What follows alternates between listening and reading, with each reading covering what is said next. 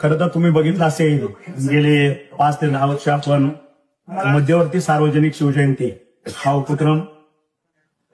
धाराशिवकर मधील माझे तरुण सर्व समाज असेल जो महाराजांना मानतो किंवा छत्रपतींना मुजरा करतो, तर त्या माध्यमातून फक्त शिवजयंती साजरी करणे हा उपक्रम न ठेवता समाज उपयोगी उपक्रम राबवणं ही आमची चर्चा झाली आणि त्या चर्चेतून आम्ही असं ठरवलं की यंदा 2024-25 मध्ये प्रचंड अतिवृष्टी झाली, लोकांचे संसार वाहून गेले, पिकं वाहून गेली आणि मग आपल्या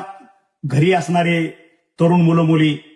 त्यांचे शिक्षण असतील, त्यांचे विवाह सोहळे असतील, असं कुठलंही करणं अवघड होऊन बसलेलं आहे, दुरापास्त झालेलं आहे. म्हणून ह्या वेळेस ह्या मंडळानं असा निर्णय घेतला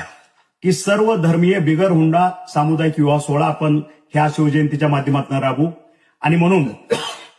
फक्त धाराशिव जिल्ह्यातीलच तमाम कुटुंबांना मी आवाहन करत नाही, संपूर्ण महाराष्ट्रातील गरजू आईवडिलांना आवाहन करतोय की ह्या संधीचा आपण लाभ घ्यावा.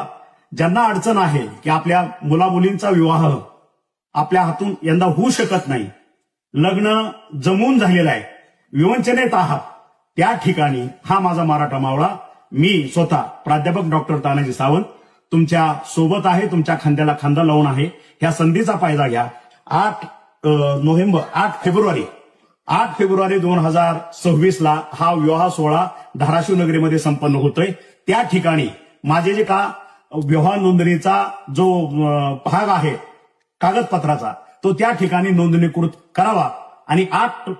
फेब्रुवारीला आपण आपल्या वराडासहित त्या ठिकाणी कुठलंही बंधन नाही